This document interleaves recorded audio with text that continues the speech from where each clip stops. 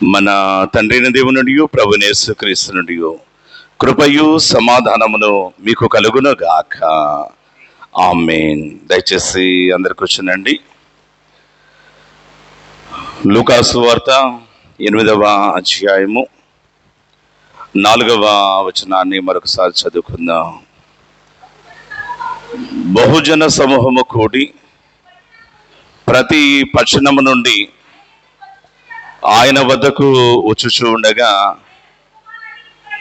ఆయన ఉపమాన రీతిగా ఇట్లా నేను ప్రార్థన చేసుకుందాం. యెహోవా మా ఆశ్రయదుర్గమ్మ, మా విమోచకుడా, నా నోటి మాటలు మా అందరి హృదయ ధ్యానములు మీ దృష్టికి అంగీకారముగా చేయము. చదువుబడిన లేఖనములోని ఆధ్యాత్మిక సత్యములను మీరే మాకు బయలుపరచండి. మీ దాసుడనైన నేను బలహీనుడనై ఉండగా నీ కృపచే నా నుండి నా ప్రతి విధమైన బలహీనతను రూపుమాపి నీ ప్రేమచే నన్ను నీ ఆత్మతో నింపి నాకు కావలసిన శారీరక ఆధ్యాత్మిక బలమును దయచేసి నీ బిడ్డమైనటువంటి మేము నూరంతలుగా ఫలించినట్లు కొద్ది నిమిషములు మాతో మాట్లాడమని యేసయ్య ఘనమైన నామము పేరిట వేడుకొనుచున్నాము కర్త.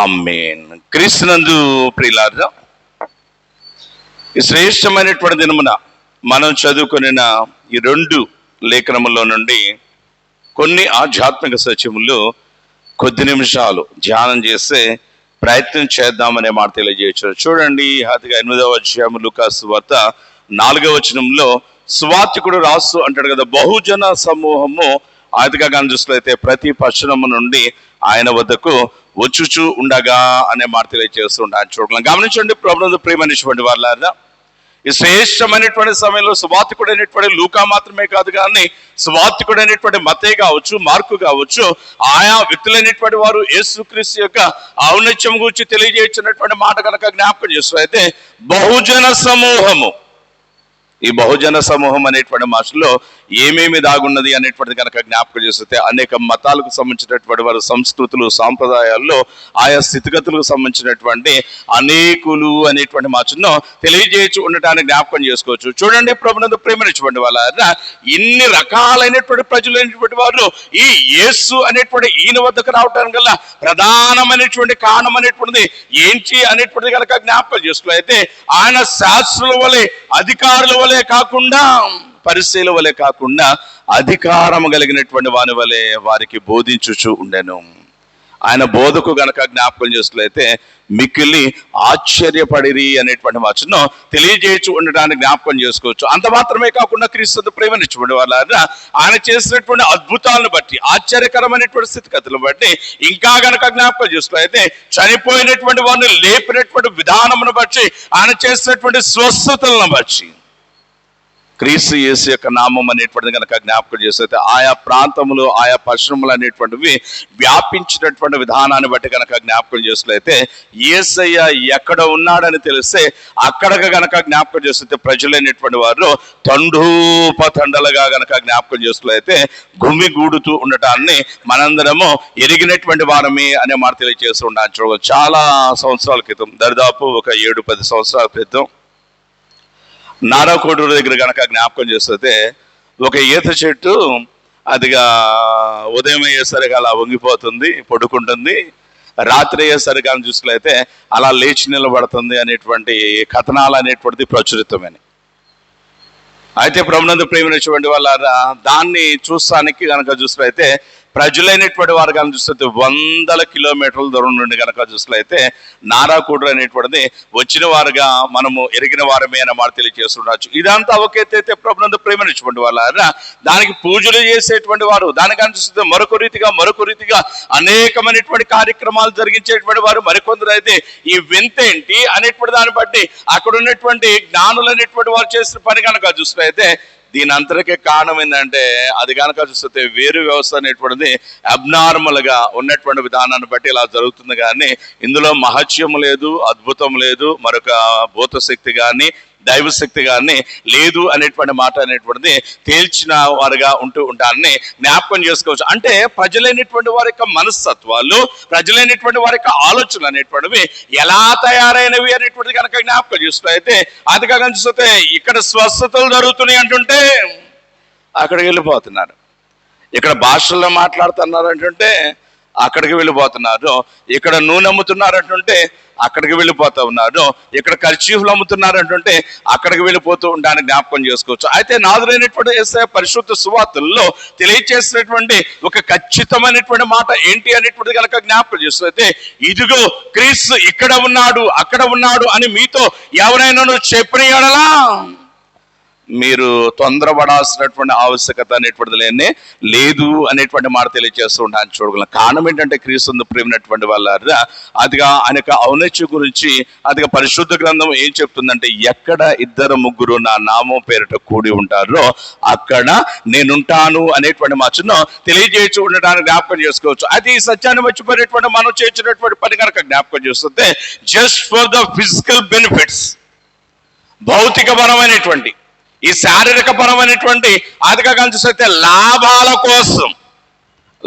కోసం పలానా చోట ఆహారం పెడుతున్నారంటే అక్కడికి వెళ్ళిపోతాం, పలానా చోట స్వస్థతలు అంటే అక్కడికి వెళ్ళిపోతాం, పలానా చోట ఇంకొకటి అంటే అక్కడికి వెళ్ళిపోతూ ఉంటాను జ్ఞాపకం చేసుకోవచ్చు. చూడండి క్రీస్తు ప్రేమైనటువంటి ఎలా ఉన్నది మన యొక్క విశ్వాస జీవితం అనేటువంటిది ఎప్పటికప్పుడు మనము పరిశీలన చేసుకోవాలి అనే మాట తెలియజేస్తూ ఉండాలి. చూడండి నువ్వు వెళ్తే తప్పులేదు, కానీ అయితే నువ్వు ఎవరి దగ్గరికి వెళ్తా ఉన్నావు, ఏ విధమైనటువంటి బోధల వైపు నువ్వు ఆకర్షింపబడతా ఉన్నావు అనేటువంటిది 1కి 2 సార్లు, 2కి 10 సార్లు, 10కి 100 సార్లు నిన్ను నీవు జాగ్రత్తగా పరిశీలన చూసుకోవాలి. ఎందుకంటే దేవుడు నీకు వివేచన, బుద్ధి, జ్ఞానం అనేటువంటిది ఇచ్చాడు. కాబట్టి ఏది నిజమైన బోధో, ఏది తప్పుడు బోధో, ఎవరు నిజమైనటువంటి అతిగా కనిపిస్తే దైవజనులు, ఎవరు అతిగా కనిపిస్తే అబద్ధపు దైవజనులు అనేటువంటిది జాగ్రత్తగా మనము పరిశీలన చేసుకోవాలి అనే మాట తెలియజేస్తుంటాను. చూడండి అయితే ప్రభునందు ప్రేమించండి వాళ్ళ దేవుని యొక్క ఉన్నతమైనటువంటి ఉద్దేశంలో అనేటువంటి తెలియజేస్తే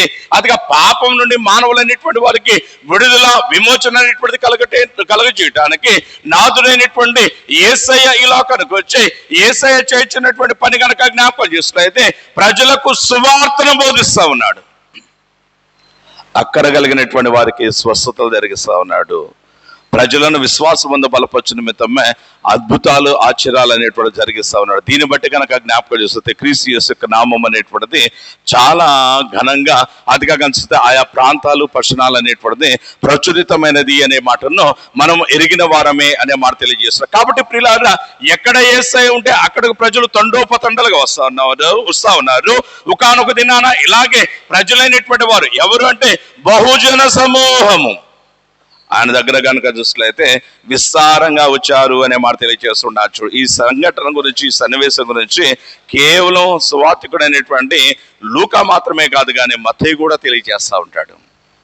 కేవలం మత్తయి మాత్రమే కాదు కానీ మార్కు సువార్తికుడు కూడా జ్ఞాపకం చేస్తే దీని గురించి చాలా స్పష్టంగా తెలియచేయచ్చు ఉండడాన్ని జ్ఞాపకం చేసుకోవచ్చు అనే మాట తెలియజేయచ్చు. చదవండి మత్తయి సువార్త 13వ అధ్యాయము 1వ వచనాన్ని కనుక మనం చదువుకున్నట్లయితే అక్కడ ఆయన మాట్లాడుతూ అంటాడు, ఆ దినమందు యేసు అదిగా చూసినట్లయితే చదవండి, ఇంటి నుండి వెళ్ళి సముద్ర తీరమున కూర్చుండెను, బహుజన సమూహములు అదిగా చూస్తే తన వద్దకు కూడి వచ్చుచున్న ఆయన దోణి ఎక్కి కూర్చుండెను అనే మాటను తెలియచేయచ్చు ఉండటానికి జ్ఞాపకం చేసుకోవచ్చు. చూడండి ప్రియులారా, దోణి ఎక్కి కూర్చున్నటువంటి యేసయ్య ఏం చేస్తున్నాడు అనేటువంటి దాని గురించి ఆయన 3వ వచనం అంటాడు కదా, చదవండి. అక్కడ ఆయన అంటాడు కదా, ఆయన వాడిని చూచి చాలా సంగతులను ఉపమాన రీతిగా, ఉపమానం అంటే ఏంటి అనేటువంటిది కనుక జ్ఞాపకం చేసినట్లయితే సమాంతరంగా తెలియజేసేటువంటిది, సమాంతరంగా కనుక చూసినట్లయితే దానికి అర్థమయ్యేటువంటి రీతిగా మనకు విసిద్ధపరిచేటువంటిది ఈ ఉపమానములు అనేటువంటి మాటను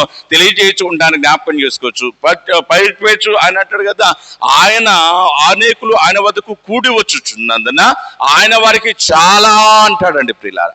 1 కాదు 2 కాదు, అనేకమైనటువంటి విషయాలు అనేటువంటివి తెలియజేయచ్చు ఉండటానికి జ్ఞాపకం చేసుకోవచ్చు. కారణం ఏంటంటే క్రీస్తు ప్రేమించండి వాళ్ళ ఆయన బిడ్డలమైనటువంటి మనము పాపం నుండి దూరస్థలం అవ్వాలని, ఆయన బిడ్డమైనటువంటి మనము నిజమైనటువంటి నిత్యమైనటువంటి మార్గం అనేటువంటిది గుర్తెరిగినటువంటి వారమే మన యొక్క జీవితాలను పరిశుద్ధంగా దేవునికి ఇష్టంగా నడిపించుకోవాలి అనేటువంటి ఉద్దేశంతో గనక చూసినట్లయితే అనేక సంగతులు అనేటువంటి వాటిని బోధిస్తా ఉన్నాడు. ఆ క్రమంలో భాగంగా ఈ దినాన ఆయన చెప్పుచున్నటువంటి ఉపమానం ఏంటి అనేటువంటి కానీ చూస్తే చదవండి. ఆయన అంటాడు కదా, ప్రభునందు ప్రియులారా, ఆయన అంటాడు 3వ వచనంలో కానీ చూస్తే, ఇదిగో విత్తువాడు అదిగా విత్తుటకు బాయలు వెళ్ళాను అనేటువంటి మాటను తెలియచేయచ్చు ఉండటానికి జ్ఞాపకం చేసుకోవచ్చు. గమనించండి, క్రీస్తు ప్రేమించినటువంటి వాళ్ళ ఆయన దగ్గరకు బహుజన సమూహం అనేటువంటి వారు వచ్చినటువంటి సమయంలో ఉపమాన రీతిగా వారిని ఉద్దేశించి ఆయన అంటున్నటువంటి మాట కనిపిస్తే, ఇదిగో విత్తువాడు విత్తుటకు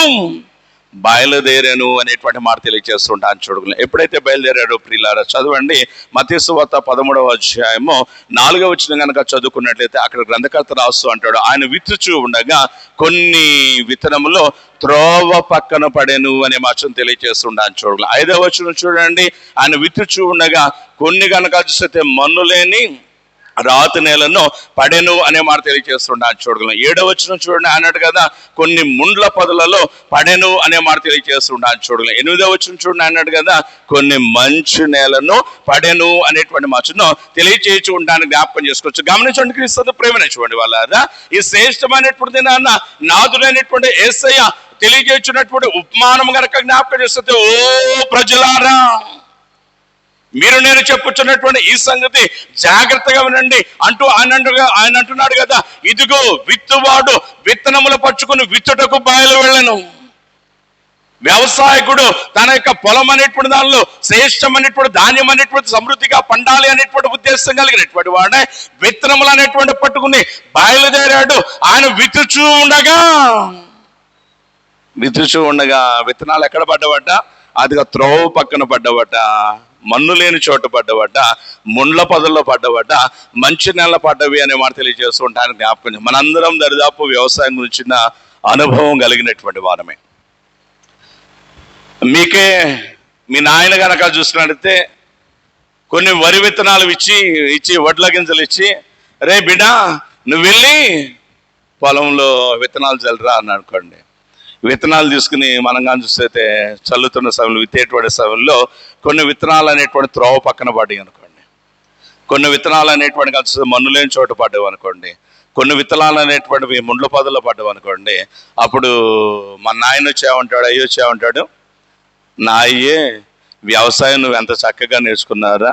అదిగా కానీ చూస్తే ఈ సంవత్సరం ఉత్తమ వ్యవసాయదారుడు అవార్డు అనేటువంటిది ఎవరికన్నా ఇవ్వాల్సిన పరిస్థితి ప్రభుత్వానికి ఏర్పడితే ఆ దరిద్రపు అవార్డు నీకే ఇవ్వాలి అనేటువంటి మాట అనేటువంటి తెలియజేశారు. అంటే ప్రభునందు ప్రేమించండి వాళ్ళ ఈ వ్యవసాయకుడు అసలు నిజంగా వ్యవసాయదారుడేనా? ఎందుకంటే మనము ఎరిగినటువంటి వ్యవసాయంలో కనుక జ్ఞాపకం చేసినట్లయితే మనము పంట అనేటువంటిది నూరంతలుగా సమకూర్చుకోవాలంటే మనం ఏం చేస్తామంటే ఒక పొలాన్ని ఏర్పాటు చేసుకుని ఆ పొలమును కనుక జ్ఞాపకం చేస్తే జాగ్రత్తగా దున్ని అందులో ఉన్నటువంటి ముండ్ల తుప్పలు అనేటువంటివి, అందులో ఉన్నటువంటి మోడులు అనేటువంటివి, అందులో ఉన్నటువంటి రాళ్ళు అనేటువంటి వాటిని జాగ్రత్తగా ఏరివేసి నీరు పెట్టి దాన్ని దమ్ము చేపించి ఇంకా అనేకమైన పనులు చేసి ఆ తర్వాత విత్తనాలు అనేటువంటి విత్తేటువంటి ప్రయత్నం చేస్తాం. అవి కూడా ఎక్కడంటే ఆ పొలం లోపలే పడాలి, కానీ అతిగా కనిపిస్తే పక్కకు ఏమాత్రం వెళ్ళటానికి వీళ్ళేనే లేదు అనే మాట తెలియజేస్తుండొచ్చు. అది నిజమైనటువంటి వ్యవసాయకుడు చేసేటువంటి పని. మరి ఈ వ్యవసాయకుడు ఏంటి? ఈయన చేయించినటువంటి పని గురించి సువార్తికుడైనటువంటి మత్తయి అంటున్నాడు, మార్కు అంటున్నాడు, లూకా అంటున్నారు కదా. ఏమంటున్నారు అనేటువంటి కనుక జ్ఞాపకం చేస్తే, ఈ వ్యవసాయకుడు విత్తనములు పట్టుకుని విత్తుటకు బయలుదేరాడు. ఆయన విత్తుచూ ఉండగా కొన్ని విత్తనములు త్రోవ పక్కన పడెను, కొన్ని విత్తనములు రాతి నేలను పడెను, మన్ను లేనటువంటి రాతి నేల పడెను, కొన్ని విత్తనముల్లో అదిగా ముండ్ల తుప్పుల్లో, కొన్ని విత్తనముల్లో మంచి నేలను అనే మాట తెలియజేస్తుంటాను. చూడగలం. గమనించండి, క్రీస్తు ప్రేమినటువంటి వాళ్ళ అసలు ఈయనకి వ్యవసాయం తెలుసో లేదో ఇంతకీ. నిజంగా వ్యవసాయం తెలిస్తే ఎలా ఉండాలా? మనలా గనక జ్ఞాపకం చేసుకులైతే అన్ని విత్తనాలు తీసుకెళ్ళి ఎక్కడ వేయాలా? మంచి నేలనే వేయాలి అనేటువంటి మాట తెలియజేస్తూ ఉండొచ్చు. అయితే ప్రభునందు ప్రేమించినటువంటి వాళ్ళ ఈ శ్రేష్టమైనటువంటి సమయంలో ఈ ఉపమానమును మనము గనక జాగ్రత్తగా అర్థం చేసుకునేటువంటి ప్రయత్నం గనక జ్ఞాపకం చేస్తే ప్రభునందు ప్రేమించినటువంటి వాళ్ళ ఈ వ్యవసాయకుడు ఎవరు అనేటువంటిది గనక జ్ఞాపకం చేసుకులైతే మన తండ్రి అయినటువంటి దేవుడే అనేటువంటి మాటను తెలియచేయచ్చు ఉండటానికి జ్ఞాపకం చేస్తే, విత్తనం అనేటువంటిది ఏంటి అనేటువంటిది కనుక జ్ఞాపకం చేస్తే దేవుని వాక్యము అనేటువంటి మాటను తెలియచేయచ్చు ఉండడానికి జ్ఞాపకం చేస్తాం. వాక్యమును ఆయా సమయాలను బట్టి ఆయా సందర్భాలను బట్టి అనేక రీతులుగా పోలుస్తూ ఉండడానికి జ్ఞాపకం చేసుకోవచ్చు. నీ వాక్యము నా పాదములకు ఏమంటాడు? వెలుగు అంటాడు ఒక చోట, మరొక చోట అంటాడు కదా పాల వంటిది వాక్యం అంటాడు. అదిగా జుంటె తేనె ధార వంటిది వాక్యం అనే మాట తెలియచేస్తూ ఉండొచ్చు. ఇక్కడికి వచ్చేసరి కనుక చూసుకులైతే విత్తనము అనేటువంటి మాటను తెలియచేయచ్చు ఉండడాన్ని జ్ఞాపకం చేసుకోవచ్చు అనేటువంటి మాట తెలియజేయచ్చు. అంటే ప్రభునందు ప్రేమనిచ్చేటువంటి వాళ్ళ వ్యవసాయకుడు దేవుడైతే విత్తనం అనేటువంటిది వాక్యం అయితే, మరి దేవుడేంటి ఇంత అజ్ఞానంగా వ్యవసాయం చేయడం ఏంటి? మంచి నేలలో వేయాలి కదా. అయితే మంచి నేల కాకుండా త్రోవ పక్కన పడేటట్టు, ముండ్ల పొదల్లో పడేటట్టు, మన్ను లేని రాతి నెల పడేటట్టు వ్యవసాయం చేయటం ఏంటి అనేటువంటిది కనుక జ్ఞాపకం చేస్తే క్రీస్తు ప్రేమైనటువంటి వాళ్ళ యెషయా గ్రంథము 55వ అధ్యాయంలో ప్రభు అయినటువంటి దేవుడు చాలా చక్కగా మాట్లాడుతూ అంటాడు, నా తలంపులు మీ తలంపులు వంటివి కాదు, నా ఉద్దేశంలో మీ ఉద్దేశంలో వంటివి కాదు అనేటువంటి మాటను తెలియచేయచ్చు ఉండటాన్ని జ్ఞాపకం చేసుకోవచ్చు అనేటువంటి మాట తెలియజేయచ్చు ఉండొచ్చు. మన యొక్క జీవితాల్లో మేలులు, మన యొక్క జీవితాల్లో అద్భుతాలు, మన యొక్క జీవితాల్లో ఆశీర్వాదం అనేటువంటిది పొందలేకపోవటం గల కారణం ఏంటి అనేటువంటిది కనుక జ్ఞాపకం చేసుకోలేతే, మనకు తెలిసినట్టే అందరూ చేయాలనుకుంటాం, మనకు తెలిసినట్టే అందరూ చేయాలనుకుంటాం. అయితే దేవుడు అనంత జ్ఞాని అయిన దేవుడు కాబట్టి ఆయనకి ఇలా చేయాలి అలా చేయాలని చెప్పగలిగిన సామర్థ్యం కలిగినటువంటి వాడు సృష్టిలో ఎవరు లేరు అనేటువంటిది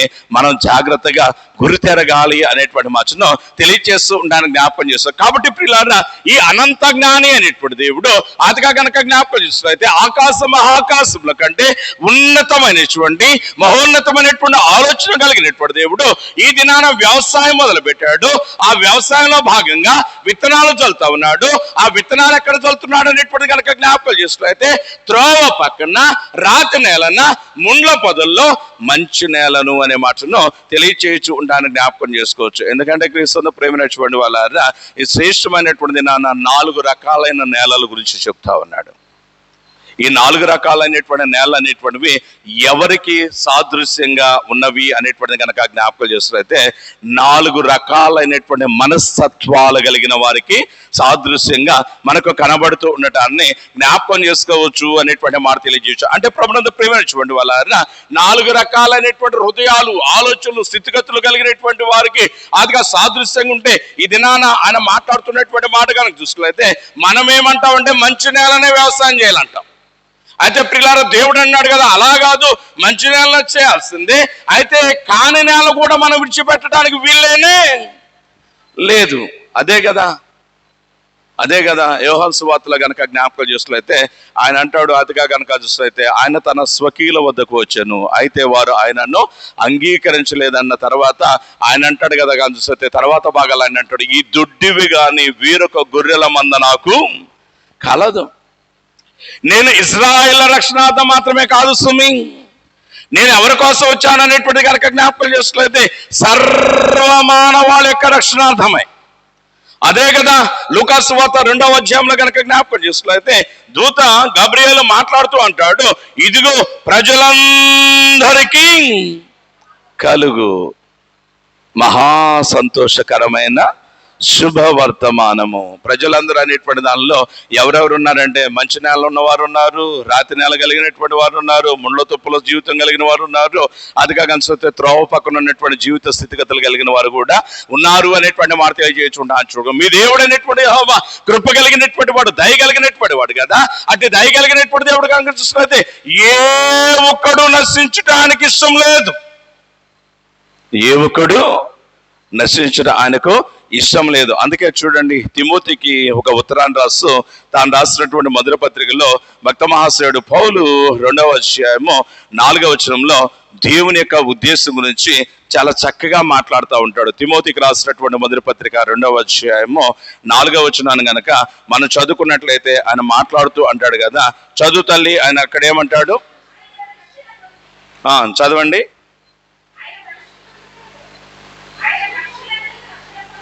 మనుషులందరూ రక్షణ పొంది సత్యమును గూర్చిన అనుభవ జ్ఞానము గలవారే ఉండవల్లని ఇచ్చించుచున్నాడు. ఏంటి దేవుని కోరిక? ఏంటి దేవుడు కలిగినటువంటి ఆ యొక్క ఇష్టము, ఆ తృష్ణ అనేటువంటిది కనుక జ్ఞాపకం చేస్తూ అయితే మనుష్యులందరూ అందుకే ఆయన మాట్లాడుతూ అంటాడు కదా, ప్రభునందు ప్రియులారా, యెహెజ్కేలు ప్రవక్త ద్వారా తండ్రి అనేటువంటి దేవుడు అంటాడు, దుష్టుడు మరణమొందుట వల్ల నాకేమాత్రమైన సంతోషము కలిగినా వాడు తన దుష్టత్వమును, తన పాపమును, తన అతిక్రమాలను విడిచిపెట్టి నా యొద్దకు వచ్చినట్లయితే నేను సంతోషించువాడను కాదా అనేటువంటి మాటను తెలియచేయచ్చు ఉండటానికి జ్ఞాపకం చేస్తాం. మనం ఏమంటామంటే క్రీస్తు ప్రేమ చూడండి, వాళ్ళ పాస్టర్ గారు వాడు తప్పు చేశారండి, పాస్టర్ గారు వీడి ప్రవర్తన బాగాలేదండి, పాస్టర్ గారు ఈమె స్థితికి బాగాలేదండి, వీళ్ళకి శిక్ష పడాలండి, వీళ్ళు ఇప్పుడే తన్నాలని అంట. అయితే దేవుడు అలా కాదు. శిక్షించుకుంటూ పోతే వాళ్ళలో కొన్ని ఉంటే, వీళ్ళలో కొన్ని ఉంటే మనలో కూడా ఉన్నాయి. అదే కదా యేసయ్య అంటాడు, సహోదరుడా నీ కంటిలో దూలముండగా ఎదుటివాని కంటిలో ఉన్నటువంటి నలుసు గురించి నువ్వు ఎలా ఆలోచన చేస్తున్నామనే మాట తెలియజేస్తున్నా. ఒకనొక దినం మనం కనుక జ్ఞాపకం చేస్తున్నట్లయితే అదిగా వ్యభిచారం ముందు ఒక ఆవిడ పట్టుబడినటువంటి ఆవిడని తీసుకుని వచ్చి, ఓ ఈ బోధకుడా ఈమెను చూడు, మన మోషే ఏం చెప్పాడు, ఎవరైనా ఈ విధమైనటువంటి పని కనుక చేసినట్లయితే అచ్చివాడిని రాళ్లతో కుట్టి చంపవాలని మన మోషే ఆజ్ఞాపించాడు కదా, మరి నువ్వేమంటావు?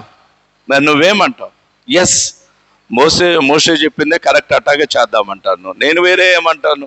అయితే ఆయన అంటాడు కదా, మీలో పాపం లేనటువంటి వాడు మొదట ఆ మీద రాయివేయనంటే ప్రియులారా, అక్కడ ఉన్న అప్పుడు దాకా పెద్ద పెద్ద గొంతులు వేసుకుని మాట్లాడినటువంటి వారందరూ కనుక జ్ఞాపకం చేస్తుంది, అక్కడి నుంచి వెడలిపోయిన వారుగా ఉంటాన్ని జ్ఞాపకం చేసుకోవచ్చు అనే మాట తెలియజేస్తున్నాను. చూడగలం. గమనించండి, క్రీస్తు ప్రేమించినటువంటి వాళ్ళ పరిశుద్ధ గ్రంథం చెప్పుచున్న మాట కనుక జ్ఞాపకం చేస్తూ అయితే మనము పాపం లేని వారమని చెప్పుకుని ఎడల మనమే మోసపుచ్చుకుందాము అనే మాట తెలియజేస్తుంటాను. చూడము, దేవాలయంలో ఉన్నంత మాత్రాన మీరందరూ నీతిమంతులేం కాదు. మీకు చెప్పుచున్నంత మాత్రాన నేను 100కి 100% బాగున్నానని కాదు. గమనించండి, క్రీస్తు ప్రేమినటువంటి చచ్చేదాకా మనల్ని మనము సరి చేసుకుంటూనే వెళ్ళాలి. అందుకే ఆయన అంటాడు కదా, మీరు విశ్వాసం ద్వారా కృప చేతనే మీరు రక్షణ పొందుతున్నారంటే, దేవుని కృప పొందుతున్నారంటే దానికి కారణం ఏంటంటే because of his grace only. ఆయనకు కృపే కానీ అదేదో మీ గొప్పతనం అనుకోమాకండి సుమి.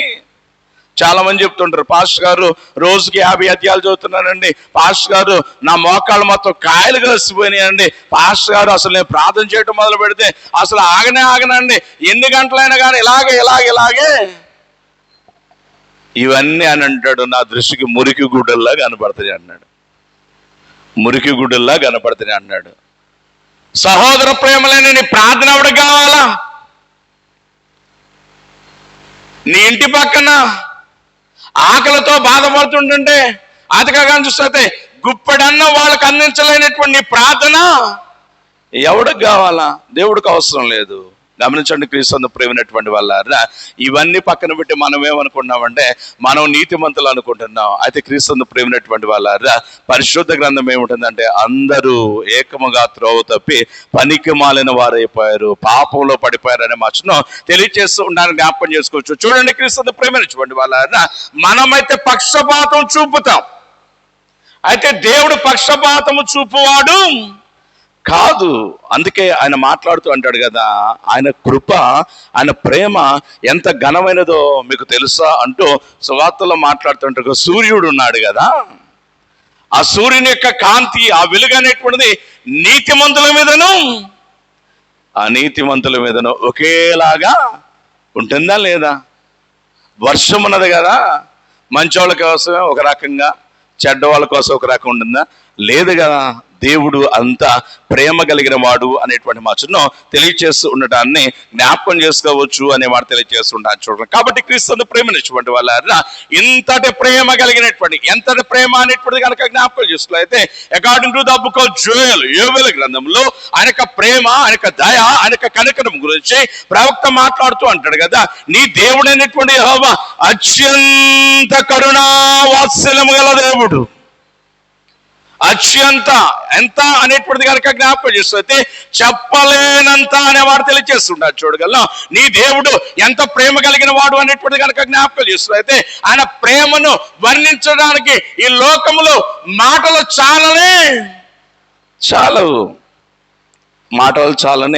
చాలవు అనే మాట తెలియజేస్తున్నాను చూడ. అందుకే ఆంధ్రప్రదేశ్ కీర్తన పుస్తకంలో 171 కీర్తనలో కీర్తనకారుడు చక్కని కీర్తన రాస్తూ అంటాడు, యేసు నన్ను ప్రేమించినావు, పాపినైనా నన్ను ప్రేమించినావు అంటాడు. గమనించండి, అన్నాడు కదా, నా వంచి నరుడొకడు నన్ను ప్రేమించినా నా వలన ఫలము కోరు, వితౌట్ బెనిఫిట్, ఏ విధమైనటువంటి ప్రతిఫలం అనేటువంటిది లేకుండా ఈ లోకంలో ఎవరిని ప్రేమించే పరిస్థితి లేదండి. చూడండి, ఈ లోకంలో తల్లి ప్రేమలో మాలిన్యం కనపడుతుంది, తండ్రి ప్రేమలో మాలిన్యం కనపడుతుంది, భార్యాభర్తల ప్రేమలో, బిడ్డల ప్రేమల్లో, అన్నదమ్ములు అక్కచెల్లెల ప్రేమలో కనిపిస్తుంది ఇబ్బంది కనపడుతుందేమో కానీ దేవుని ప్రేమ స్వచ్ఛమైనది, దేవుని ప్రేమ పరిశుద్ధమైనది అనేటువంటి మాటను తెలియచేస్తూ ఉండడానికి జ్ఞాపకం చేసుకోవచ్చు. అందుకే మరొక కీర్తనలో కీర్తనాకారుడు అంటాడు, తల్లికుండున నీ ప్రేమ, సొంత చెల్లికుండున నువ్వు కనపరిచే ఈ ప్రేమ, అన్నకుండున ఈ ప్రేమ, సొంత చెల్లికుండున ఈ ప్రేమ, నీ ప్రేమ ఎంతో మధురం అనేటువంటి మాటను తెలియచేయచ్చు ఉండటానికి జ్ఞాపకం చేసుకోవచ్చు. నిజమే, క్రీస్తు ప్రేమ చూడండి వాళ్ళ, ఆయన ప్రేమ ఘనమైనది, ఆయన ప్రేమ మధురమైనది, ఆయన ప్రేమ పరిశుద్ధమైనటువంటిది, ఆయన ప్రేమ అపరిమితమైనది. మన ప్రేమకు రిస్ట్రిక్షన్స్ ఉంటాయి. నువ్వు నన్ను ప్రేమిస్తున్నానంటున్నావు, చాలా సందర్భాలు చెప్తుంటే ఈ మాట. లోకంలో అతి తేలికైన మాట ఏదన్నా ఉందంటే ఐ లవ్ యూ అని చెప్పటమే. నేను నిన్ను ప్రేమిస్తున్నానని చెప్పటం అంత తేలికైన పదం ఇంకోటి లేదట. అయితే క్రీస్తుని ప్రేమైనటువంటి వాళ్ళారా ఆయన అంటాడు కదా, అదిగా కనిపిస్తుంది, it is easy to say that I am loving you, నేను నిన్ను ప్రేమిస్తున్నానని చెప్పడం చాలా తేలికట. అయితే it is so difficult to perform our love upon others అంటాడు. మన ప్రేమను వ్యక్తపరచడం చాలా ఇబ్బందితో కూడుకున్నదట. యేసయ్య అన్నాడు కదా, దేవుడు అన్నాడు కదా, దేవుడు లోకమును ఎంతో ప్రేమించిన. అవునా అన్నారు, ఎస్ నేను ప్రేమిస్తున్నా అన్నాడు. Then show your love upon this world, upon this universe, నీ ప్రేమ నీ సృష్టి మీద కనపరచు అన్నాడు. అవునా, just wait for some time, కొద్ది సమయం ఆగండి అంటూ కాలము పరిపూర్ణమైనప్పుడు దేవుడు తన కుమారుని, ఇదిగో నా ప్రేమను బట్టి నా కొడుకుని మీకోసం పంపించాను పండి అన్నాడు. వచ్చినటువంటి కుమారుడు అంటున్నాడు కదా, అది కాక అందిస్తే నేను మిమ్మల్ని ప్రేమిస్తున్నా అన్నాడు. అవునా, దెన్ షో యువర్ లవ్, నీ ప్రేమ ఏంటో చూపు, నీ ప్రేమ ఎంత, దాని యొక్క స్థితి ఎంత మాకు చెప్పు అంటున్నారట ప్రజలు. చాలామంది ఇళ్ళల్లో కొన్ని లామినేషన్స్ ఉంటాయి, క్రిస్టియన్ లామినేషన్స్. అటువంటి వాటిలో కనుక చూసినట్లయితే ఒక పెద్ద క్రాస్ ఉండి దాని మీద రెడ్ వేల్ అనేటువంటిది ఒకటి వేసి దాని కింద ఇంగ్లీష్ పదాలు కొన్ని రాయబడి ఉంటాయి. I asked Jesus how much do you love మీ. నేను యేసుని అడిగాను, అడిగానంటే ఓ యేసు నువ్వు నన్ను ఎంతగా ప్రేమిస్తున్నావు అని అడిగాను నేను ఆయన. దెన్ హీ ఆన్సర్డ్ మీ. అప్పుడు ఆయన నాకు సమాధానం చెప్పాడు. ఏమని చెప్పాడంటే, ఆయన 2 చేతులు ఇలా చాచి తన తలను ప్రక్కకు వాల్స్తూ తన ప్రాణమును విడుస్తూ అన్నాడు కదా, ఇంతగా నేను నిన్ను ప్రేమిస్తున్నా అని చెప్పాడు. ఈ లోకంలో గమనించండి, క్రీస్తును ప్రేమించండి వాళ్ళ తల్లి ప్రేమకు, తండ్రి ప్రేమకు, అన్న ప్రేమకు, భార్య భర్తలు బిడ్డల యొక్క ప్రేమలకు లిమిట్స్ ఉన్నాయి. అయితే దేవుని ప్రేమ అపరిమితమైనటువంటిది. దేవుని ప్రేమ అపరిమితమైనటువంటిది, మన కొరకు ప్రాణం పెట్టే అంతగా. అందుకే అన్నాడు కదా, మనుష్య కుమారుడు అదిగా కనుక చూసినట్లయితే ఈ లోకంలోకి ఎందుకు వచ్చాడంటే అనేకులకు ప్రతిగా విమోచన క్రయధనముగా తన ప్రాణమును పెట్టుటకు ఈ లోకానికి వచ్చాడు అనే మాట తెలియజేస్తుండొచ్చు. గడిచిన ఆదివారం సెప్తియాగేసిమా ఆదివారం, ఈ ఆదివారం సెక్సాగేసిమా, వచ్చే ఆదివారం క్వింక్వాగేసిమా, ఆ పై వచ్చే ఆదివారం కనుక జ్ఞాపకం చేసినట్లయితే లెంట్లోనికి, మండల కాలంలోనికి మనం వెళ్తూ ఉంటానికి జ్ఞాపకం చేసుకోవచ్చు. చూడండి పిల్లలు, ఈ సెప్తియా, సెక్సా, క్వింక్వా, ఈ మండల కాలం, లెంట్ కాలం అనేటువంటిది దేనికి అనేటువంటిది కనుక జ్ఞాపకం చేసినట్లయితే ఈ యొక్క ఈస్టర్కు ముందున్నటువంటి దినమునకు అదిగా కలిసితే 70 దినాల ముందు, 60 దినాల ముందు, 50 దినాల ముందు, 40 దినాల ముందు మనం ఈస్టర్ కొరకై, సిలువ యాగము కొరకై సిద్ధపడేటువంటి దినాలుగా మనకు కనబడుతూ ఉండడాన్ని జ్ఞాపకం చేసుకోవచ్చు అనే మాట తెలియజేశారు. కాబట్టి ప్రియులారా, అనేకులు రక్షింపబడాలా, అనేకులు సత్యమును కూర్చున్నటువంటి అనుభవ జ్ఞానము,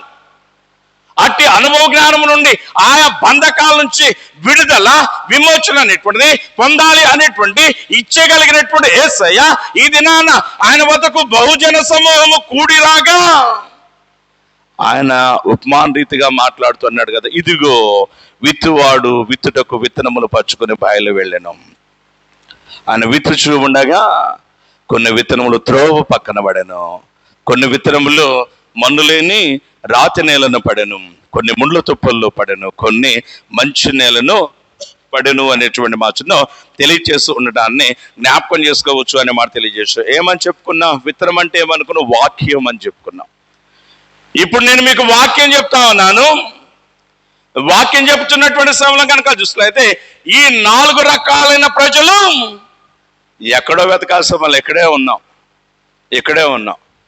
వాక్యం చెప్తూ ఉండగా నిద్రపోయేవాళ్ళు కొంతమంది, అదిగా కనుక జ్ఞాపకం ఆలస్యంగా వచ్చి వాక్యం అనేటువంటి వాడిని పక్కకు నెడుతూ డిస్టర్బ్ చేసేవాళ్ళు కొంతమంది, ఫోన్లు చూసుకునేటువంటి వాడు కొంతమంది, ఎవడో గుడ్ మార్నింగ్ పెట్టగల ఈడు కూడా గుడ్ మార్నింగ్ అని వాడు, ఎవడో హ్యాపీ బర్త్డే అంటాను కదా ఈడు కూడా happy birthday, may God bless you, may God be with you, ఈ సంవత్సరం అంతా నీకు సంతోషం గాక అంటే అదిగా కనుక జ్ఞాపకం గమనించండి. క్రీస్తు దేవుని యొక్క మందిరంలో అయితే ఉంటున్నాము, కానీ అదిగా దేవుని యందు, దేవుని యొక్క మాటల యందు, ఆయన యొక్క వాక్యం యందు కనుక చూసినట్లయితే మనస్సు అనేటువంటిది అదిగా లగ్నము చేయలేనటువంటి దౌర్భాగ్యులుగా ఉన్నాము అనేటువంటిది జ్ఞాపకం చేసుకో. అటువంటి వారే ఎవరు అనేటువంటిగా చూసినట్లయితే రాతి నేలను ఉన్నవారు, త్రోవ పక్కన ఉన్నటువంటి వారు, ముళ్ళ తుప్పుల్లో ఉన్నటువంటి వారికి సాదృశ్యంగా మనకు కనబడుతూ ఉండటాన్ని జ్ఞాపకం చేసుకోవచ్చు అనేటువంటి మాట తెలియజేశారు. గమనించడానికి సదుప్రియమైనటువంటి వాళ్ళ మన జీవితాలు మంచి నేలను పడినటువంటి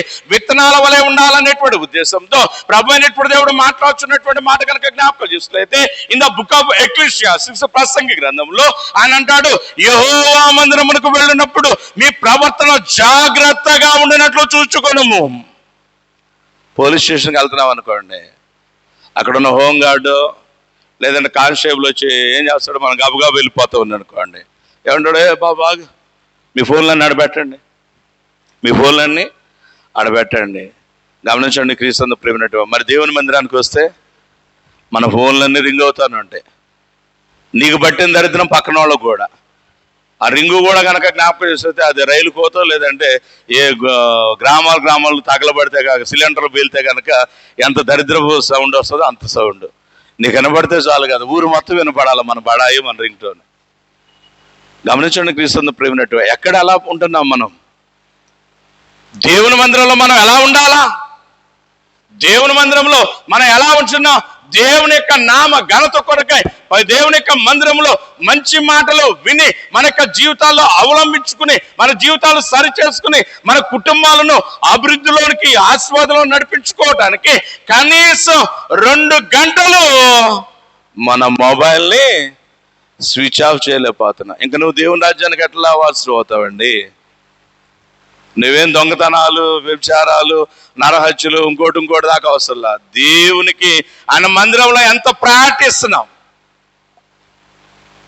దేవునికి ఎంత విలువిస్తున్నావు, గమనించండి క్రీస్తు ప్రేమైనటువంటి వాళ్ళ, ఇవన్నీ కనుక జ్ఞాపకం చేస్తే త్రోవ పక్కన ముండ్ల తుప్పలో అదిగా మంచి నేల లేనటువంటి స్థితి అనేటువంటి మచ్చను తెలియజేస్తూ ఉండడానికి జ్ఞాపకం చేసుకోవచ్చు. ముగింపులోకి వెళ్ళేటువంటి ప్రయత్నం చేద్దాం. ఇలాంటి వారు వాళ్ళకి స్థితి అనేటువంటిది ఎలా ఉంటుంది అనేటువంటిది కనుక మనం జ్ఞాపకం చేసుకునేటువంటి ప్రయత్నం కనుక జ్ఞాపకం చేస్తే చూడండి ప్రియులారా, మార్కు సువార్త 10వ అధ్యాయము 17వ వచనం నుండి కొన్ని మాటల్లో మనకు ఈ విధమైనటువంటి స్థితిని జ్ఞాపకం చేస్తూ ఉండడానికి జ్ఞాపకం చేసుకోవచ్చు. 10వ అధ్యాయము 17వ వచనం చదువు తల్లి. ఆయన బయలుదేరి వెళుచుండగా జాగ్రత్తగా ఉన్నాడు. ఒకడు పరిగెత్తుకుని వచ్చి ఆయన ఎదుట మోకాళ్ళుని సద్బోధకుడా. చాలండి క్రీస్తు ప్రేమించుకోండి వాళ్ళ, ఎంత మంచివాడండి వీడు. ఆయన మార్గమున వెళుచు ఉండగా ఒకడు చేయుచున్నటువంటి పని కనుక జ్ఞాపకం చేస్తే పరిగెత్తుకొని వచ్చి, పరిగెత్తుకొని రావడం అనేటువంటిది ఒక విధమైనటువంటి స్థితి అయితే, రెండోదిగా వీడు ఏం చేస్తున్నాడు అనేటువంటిది కనుక జ్ఞాపకం చేస్తే ఆయన ఎదుట మోకాళ్ళుని. జనరల్గా ఎవడైనా గుడ్ మార్నింగ్ చెప్పాడు అనుకోండి, కొంతమంది చూడండి ఎంత తలపగురు బట్టి ఉంటారండి. మార్నింగ్, గుడ్ మార్నింగ్ సార్ అంటే మార్నింగ్ మార్నింగ్, గుడ్ మార్నింగ్ అంటే వెరీ గుడ్ మార్నింగ్ అన్నావు మనకి ఎంత బాగుంటుంది. నీ సంస్కారం అక్కడ బయటపడిద్ది, నీ విలువ అక్కడ పెరిగిద్ది. వాడు మార్నింగ్ అంటే ఎంత వీడు కుటుంబానికి పనికిరాడేటంటోడు, మనుషుల్ని చూసి వీడు తాసులో చూసి వీడు విలువైనోడా కాదని చెప్పడానికి ఇంత ఒక్కడు చాలేక ఎవరి దగ్గర కానీ వెళ్ళి సార్ గుడ్ మార్నింగ్ అండి, మేడం గుడ్ మార్నింగ్ అన్నానండి, వాళ్ళు కనుక మార్నింగ్ అన్నారు అనుకో, దాని పరిస్థితి బాగలేదని, ఇక ఆడి పరిస్థితి బాగలేదని. ఇటువంటి బ్యాచ్ మొత్తం కనుక జ్ఞాపకం చేస్తే ఏదో ఒక రోజు మంచి మంటల కోసం రెడీ అవుతున్నారు అనేటువంటిదే జ్ఞాపకం చేస్తారు. యేసయ్య అదే కదా అంటాడు, అక్కడ అగ్ని ఆరదు పురుగు సావదు, అక్కడ ఏడుపును పండ్లు కొరుకుటయ్యో ఉండును అనే మాట తెలియజేస్తున్నాను జ్ఞాపకం చేసుకో. If you would like to inherit the kingdom of God, నీవు దేవుని యొక్క రాజ్యంలో స్వతంత్రించుకోవాలంటే నువ్వు చేయాల్సినటువంటి పని కనుక జ్ఞాపకం చేస్తున్నైతే నిన్ను వాళ్ళే నీ పొరుగు వారిని ప్రేమించాలి కదా, సహోదర ప్రేమ కలిగి ఉండాలి కదా.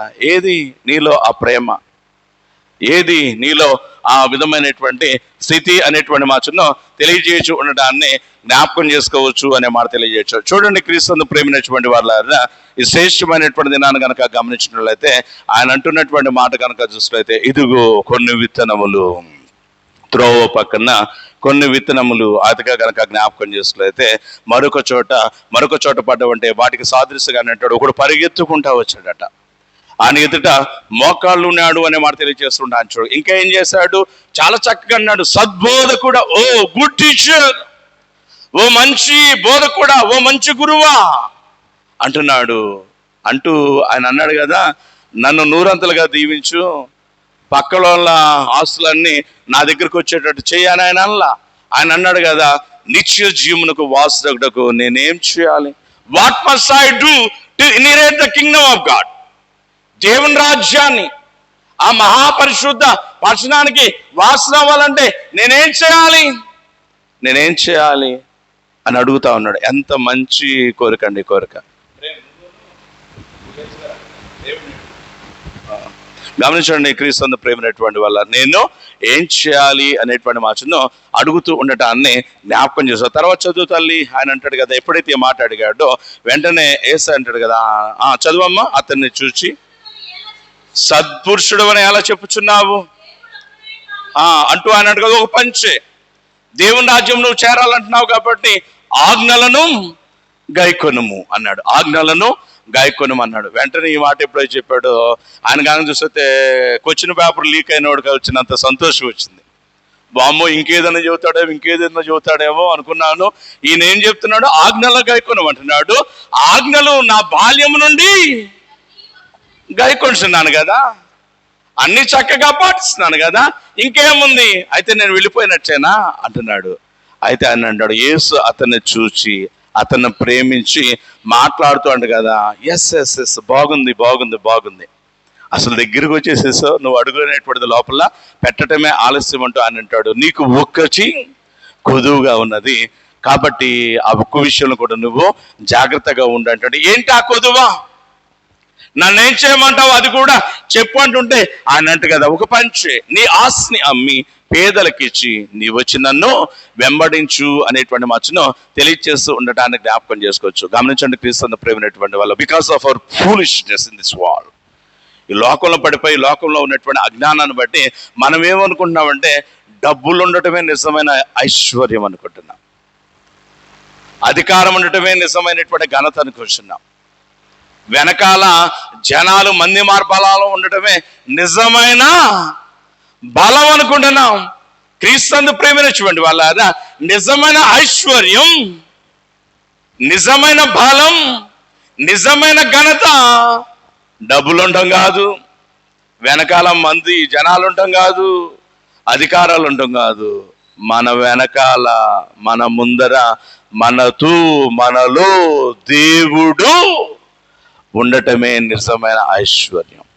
ఒకానొక దినమున పేతురు అతిగా కనుక జ్ఞాపకం చేస్తుంది, యోహాను అనేటువంటి వారు దేవాలయంలో కానీ చూస్తే ప్రార్థన చేయడానికి వెళ్ళొచ్చినటువంటి సమయంలో అక్కడ పుచ్చినది మొదలుకొని గుడ్డివాడికి ఒకడున్నాడు, వాడు భిక్షాటం చేస్తా ఉన్నాడు. వాడు చేసినటువంటి పని కనుక జ్ఞాపకం చేస్తే వారి వద్ద ఏమైనా దొరుకునేమోనని వారి తట్టు తేలి చూచు ఉండగా పేతురు అతను చూచి ఆయనతో మాట్లాడుతున్నటువంటి మాట కనుక జ్ఞాపకం చేస్తుంది, వెండి బంగారములు మా వద్ద లేవు, నువ్వు మా వైపు ఎందుకు చూస్తున్నావు మాకు అర్థమైపోయింది, మేమేదో వెండు, మేమేదో బంగారము, లేదంటే గొప్ప గొప్ప నాణాలు నీకు ఇస్తామని చూస్తున్నామన్న సంగతి మాకు అర్థమైపోయింది. అయితే వెండి బంగారాలు మా దగ్గర లేవు. ఇంకోటి సుమి గుర్తుపెట్టుకో అంటూ పేతురు అన్నాడు కదా, వెండి బంగారాలు లేనంత మాత్రాన మేమేం దరిద్రులము కాదు, మేము ఐశ్వర్యవంతులం, మేము ధనవంతులం, మేము బలవంతులం అంటూ అతిగా కనిపిస్తుంది, మా వద్ద ఉన్నదే నీకు ఇచ్చుచున్నాము అంటూ ఆయన మాట్లాడినటువంటి మాట కనుక జ్ఞాపకం చేస్తే, నజరేయుడైన యేసయ్య నామములో నీవు లే అనగానే వాని పాదముల చీలమండలు సడలి బలపడిన గనక వాడు లేచి నుంచుని నడుచుచు గంతులు వేయచ్చు రోడ్లు అమ్మడబడిపోయాడు. అంతేనా? ఇప్పుడు అదే కదా మనం చేస్తుంది. అనారోగ్యం వచ్చి మంచాన పడ్డాం అనుకోండి, పాస్టర్ గారు ప్రార్థన చేయండి అంట. ఎవరైనా అమ్మో ఎవరైనా అయ్యా కనుక చూస్తే తెలియక అమ్మ ప్రార్థన చేయండి అమ్మ అంటాం, నాయన ప్రార్థన చేయండి అయ్యా అంటాం. ఆ అక్కగా చెప్పు, ఈ అన్నగా చెప్పు, మీ పేటలో అనౌన్స్ చేయించు, పక్క పేటలో అనౌన్స్ చేయించు, ఈ గుళ్ళో చెప్పు, ఆ గుళ్ళో చెప్పు అని చెబుతారు. అందరూ ప్రార్థన చేసి ఈ దౌర్భాగ్యురాల కోసం కానీ చూస్తే ప్రార్థన చేయంగా స్వస్థపడ్డారు అనుకోండి, ఇక ఆపలేం మనం. ఏది నీ కృతజ్ఞతాభావం? కుష్ఠరోగులు 10 మంది వచ్చారట యేసు స్వామి దగ్గరకు, వెళ్ళండి శుద్ధులుగండి అన్నాడు యేసయ్య. వెళ్తా ఉన్నారు, 10 మంది శుద్ధులయ్యారు. ఎంతమంది వచ్చారు వెనక్కి? కేవలం ఒకడే. తమ్మండుగు రేరి అన్నాడు యేసయ్య, తమ్మండుగు రేరి అన్నాడు. ఇది నాన్న స్వస్థపరిచారు పేతురు, యోహాను అనేటువంటి వారు. వాడు ఏం చేశాడంటే వాడు నడుచుచు గంతులు వేయచ్చు దేవుని స్తుతించుచు దేవాలయంలోకి వెళ్ళాడండి. అట్టి విశ్వాసం, అట్టి కృతజ్ఞత, అట్టి భక్తిభావం అనేటువంటిది మనలో ఉన్నదా లేదా అనేటువంటిది మనము ఎప్పటికప్పుడు పరిశీలన చేసుకున్న బద్ధులుగా ఉన్నాము అనేటువంటి మచ్చను మనం మరవకూడదు అనేటువంటి మాట తెలియజేశా. అయితే పిల్లారా, వీటితో ఏమన్నా అంటే యేసయ్య నీ ఆస్తిని అమ్మి పేదలకి ఇచ్చి నువ్వు వచ్చి నన్ను వెంబడించు అనేటువంటి మచ్చను తెలియచేసినటువంటి వాడిగా ఉంటూ ఉంటాన్ని జ్ఞాపకం చేస్తా. ఎప్పుడైతే ఆస్తి అమ్మన్నాడో ప్రియులారా, వీడికి ఎక్కడ లేని బాధ వచ్చేసిందండి. అదేంటి సార్ మీరేదో ఇంకోటి అంటారు అనుకుంటే ఈ మాట చెప్పారేంటి అన్నాడు. ఆస్తిని లక్ష్య పెట్టాలా? ఒకానొక దినమున ఐశ్వర్యము, ఈ లోకంలో ధనమే అతిగా చూస్తే శాశ్వతం, ఈ లోకంలో ధనమే ముఖ్యం అనేటువంటి ఆలోచనతో పొట్టివాడైనటువంటి జక్కయ్య అందరిని పిండి డబ్బులు వసూలు చేశాడు. యేసయ్యని ఎప్పుడైతే చూశాడో, యేసయ్య పాదాల దగ్గర ఎప్పుడైతే కూర్చున్నాడో, యేసయ్య మాట్లాడుతూ ఉండగా యేసయ్య మాటలకు తన హృదయాన్ని ఎప్పుడైతే తెరిచాడో జక్కయ్యకి అర్థమైపోయింది, అరే ఎంతకాలం పైసలే ముఖ్యం అనుకున్నాను, పైసలు ముఖ్యం కాదు దేవుడు ముఖ్యం అని గుర్తెరిగాడు. అందుకే స్వామి, with your permission I would like to say one thing to this people. ఈ ప్రజలకు నువ్వు గనక అంటే ఒక మాట చెప్పాలనుకున్నా అంటే ఏం చెప్పాలనుకున్నావు చెప్పు అన్నాడు యేసయ్య. ఆ సమయంలో ప్రజలతో ఆయన మాట్లాడుతుంటాడు, ఇదిగో నా ఆస్తిలో సగం పేదలకు ఇచ్చేస్తున్నా, నా ఆస్తిలో సగం పేదలకు ఇచ్చేస్తున్నా అన్నాడు. రెండవదిగా అంటున్నాడు, అయిపోయిందా అన్నాడు. లేదు లేదు నాదా, ఒక్క నిమిషం స్వామి అన్నాడు. ఏంటో చెప్పన్నాడు, ఎవరి వద్దనైనా నువ్వు అన్యాయంగా నేను తీసుకున్నట్లయితే వానికి 4 గంటలు జక్కే బతుకు మొత్తం అన్యాయమే. ఇంకా అన్యాయంగా తీసుకునేదే ఉంది. మొత్తం కనుకపోతే జక్కే ఆస్తి, ప్రస్తుతం జక్కే దగ్గర ఉన్నటువంటి ఆస్తి మొత్తం 100 రూపాయలు అనుకుంటే 50 రూపాయలు ఇచ్చేస్తున్నాడు కదా పేదలకి. ఇంకుందంతా 50. ఈ 50లో కూడా ఏమన్నాడు, ఎవరి వద్దనైనా అన్యాయం తీసుకుంటే వారికి 4 గంటలు అన్నాడు. అంటే రూపాయి తీసుకున్నోడి దగ్గర ఎన్ని ఇవ్వాలా? 4 రూపాయలు ఇవ్వాలా. మొత్తం పోతే ఈయన దగ్గర ఉంటుంది మా అయితే ఒక 5 రూపాయలు ఉంటుంది. వేక ఇది చాలు, నాకు నేను బ్రతకడానికి చాలు, ఇది కూడా లేకపోయినా నాకు బాధ లేదు. దేవా యెహోవా కీర్తనకారుడు అంటాడు, ఆకాశం ముందు నీవు నాకుండగా నాకేమీ అక్కరలేదు అనేటువంటి మా చిన్న తెలియచేస్తూ ఉండటానికి జ్ఞాపకం చేస్తాను. నువ్వు ఉన్నావు కదా, మనం అదే కదా పాడుతూ ఉంటాం, నీవుంటే నాకు చాలు యేసయ్యా, నీ వెంటే నేను ఉంటా యేసయ్యా. నువ్వుంటే చాలు, నువ్వుంటే చాలు. ఇది నాన్న మనం చదువుకున్నటువంటి పత్రికా పాఠ్య భాగంలో కూడా, ప్రభువా నాకు ఆరోగ్యం కావాలా, ప్రభువా నాకు ఆర్థిక కంచుసైతే క్షేమం కావాలా, దట్స్ వై నా దేవుళ్ళు ఉన్నటువంటి ముళ్ళు తీసే అన్నాడు పౌలు. అప్పుడు ఆత్మదేవుడు ఏమన్నాడు, ఉండనే, ముళ్ళు కనబడుతుంది కానీ నీకు నా కృప కనబడతలేదా పౌలా? నా కృప నీకు తోడుగా ఉంది, అది చాలు, దాన్ని బట్టి నువ్వు ముందుకు సాగంటే సరే నాదా అంటూ అదిగా కంచుతా శారీరక బలహీనతను అధిగమించి పరిశుద్ధ జీవితంలో అదిగా ముందుకు అడుగులు వేసిన వాడిగా మనందరము ఎరిగినటువంటి వారమే అనేటువంటి మాట తెలియజేయచ్చు. చూడండి ప్రియులారా, ఈ దినాన్న ఈ లోకంలో ఐహిక విచారం, ఈ లోకం మీద ఉన్నటువంటి ప్రేమ, ధనం మీద ఉన్నటువంటి వ్యామోహము, ఈ లోకంలో సుఖాలు భోగాలు, ఈ లోకంలో కనుక జ్ఞాపకం చేస్తే కంఫర్ట్నెస్ కోసం కొంతమంది చూడండి, లంచాల మీద లంచాలు, లంచాల మీద లంచాలు, లంచాల మీద లంచాలు, మోసం వెంబడి మోసం, మోసం వెంబడి మోసం, మోసం వెంబడి మోసం. ఎంత సంపాదిస్తున్నారంటే కోట్లు సంపాదిస్తున్నారు, కోట్లు సంపాదిస్తున్నారు, కోట్లు సంపాదిస్తున్నారు. అనుభవిస్తుంది ఎంత? అర్థమవుతుందా? వాళ్ళ మోసం చేసి, ఏడు దొంగతనం చేసి, లంచాలు తీసుకుని, అదిగా అన్నదమ్ములు బాధ పెట్టి, తల్లిదండ్రులు ఇబ్బంది పెట్టి, అదిగా కనుక జ్ఞాపకం చేసుకులైతే, అదిగా కనుక సంపాదిస్తే దానిలో నువ్వెంత అనుభవిస్తున్నావు, నువ్వెంత అనుభవిస్తున్నావు. ఇటీవల కాలంలోనే ఒక 5-6 నెలలు సంవత్సరం లోపే ఎవరు ఒక తహసీల్దార్ గారు సంథింగ్ ఎవరు కదా, ఎవరు బాగా లంచాలు తీసుకుంది. వాళ్ళ ఆయన ప్రొఫెసర్ గారు లంచం దానాన్ని బట్టి ఆమెను అవినీతి శాఖ వారు అరెస్ట్ చేశారు. వాళ్ళ ఆయన కూడా కనిపిస్తే ఇంట్రాగేట్ చేశారు. వాళ్ళ ఆయన ఈ అవమాన భారం తాళలేక మంచి సత్ప్రవర్తన కలిగినటువంటి, మంచి పేరు కలిగినటువంటి, అదిగా కనిపిస్తే ప్రొఫెసర్గా ఉన్నటువంటి ఆయన ఈ అవమాన భారం తాళలేక కనిపిస్తే ఆయన ఆత్మహత్య చేసుకున్నాడు. ఈమె కూడా హాస్పిటల్ పాలైంది, ఈమె కూడా చనిపోయింది అనుకుంటా, ఆమె కూడా చనిపోయింది అనుకుంటా. ఇప్పుడు పిల్లలు డబ్బులు ఎంత ఉన్నాయి? కావలసినంత ఉంది, కావలసి ఉంది. ప్రియులారా, డబ్బులున్నాయి, పిల్లలకు తల్లి ప్రేమ ఏది? పిల్లలకు తండ్రి ప్రేమ ఏది? తల్లిదండ్రుల ప్రేమ కంటే ఈ లోకంలో డబ్బేమీ శాశ్వతం కాదండి. మొన్నటి దినాన యూట్యూబ్లో చూస్తూ ఉంటుంటే అదిగా కనిపిస్తే రైల్వే స్టేషన్లో చాలా పేద స్థితిలో ఉన్నటువంటి ఒక ఆయన వస్తు సామాగ్రి మొత్తం మూటలు కట్టుకుని కూతురుతో ఆడుకుంటున్నాడు. కూతురుతో ఆడుకుంటుంటే కూతురు ముఖంలో, ఆ తండ్రి ముఖంలో ఆనందాన్ని ఇంత పర్సంటేజ్ అని వేయటానికి ఇక నెంబర్సే కనపడ, మనకి సంఖ్యలే అదిగా కనిపిస్తే కనపడ, అంత ఆనందం పొందుతూ ఉన్నారు. ప్రియులారా, అట్టి ఆనందం కోట్ల రూపాయలున్న వారి జీవితాలు, కుటుంబాలు కనబడుతుందా? గమనించండి, క్రీస్తున్న ప్రేమైనటువంటి నిజమైనటువంటి ఆస్తి, నిజమైనటువంటి సంతోషం ఏంటంటే అదిగా కడుపు నిండా తిన్నదాన్ని ఆరాయించుకోవటం. ఈయన ప్రవచనాలు చెప్తూ ఉంటాడు, ఎవరు, గరికపాటి నరసింహారావు గారు. ప్రశాంతంగా 2 బజ్జీలు లేని నీ బతుకెందుకు అంటాడు ఆయన. ఎవడో నాకు ఉద్యోగం వచ్చింది సార్, ఇదిగోండి నా కొడుకు కూతురు పుట్టారు సార్, ఈ చిన్న స్వీట్ తినండి, అవుతుంది, ఎందుకు నీకు ఆ బతుకు అంటాడు. కోట్ల రూపాయలు ఎందుకు అనే మాట తెలియజేస్తారు. గమనించండి క్రీస్తు ప్రేమైనటువంటి వాళ్ళారా, ఇది వీడి ఆశే ప్రాముఖ్యం అనుకుంటున్నాడు. గమనించండి, కుమారుడు కూడా తప్పిపోయిన వాడి గురించి మనం బాగా ఎరుగుదాము. వాడు ఏమనుకున్నాడంటే ధనమే సర్వం మనచు, సుఖమే స్వర్గం మనచు. తండ్రిని విడిచిపెట్టాట.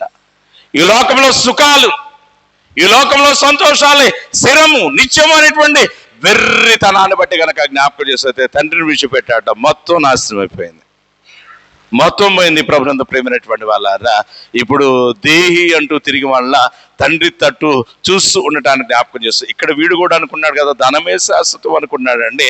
క్రీస్తు ప్రేమైనటువంటి వాళ్ళు అందుని బట్టి కనుక చూసినట్లయితే సణుగుతూ వెళ్ళిపోయాడు అనేటువంటి మాటను తెలియజేసి ఉండటాన్ని జ్ఞాపకం చేసుకోవచ్చు. చూడండి క్రీస్తు ప్రేమించండి వాళ్ళారా, అయితే ఈ లోకంలో మనకు కావాల్సింది ఏంటి అనేటువంటిది కనుక జ్ఞాపకం చేసుకున్నట్లయితే మంచి హృదయం.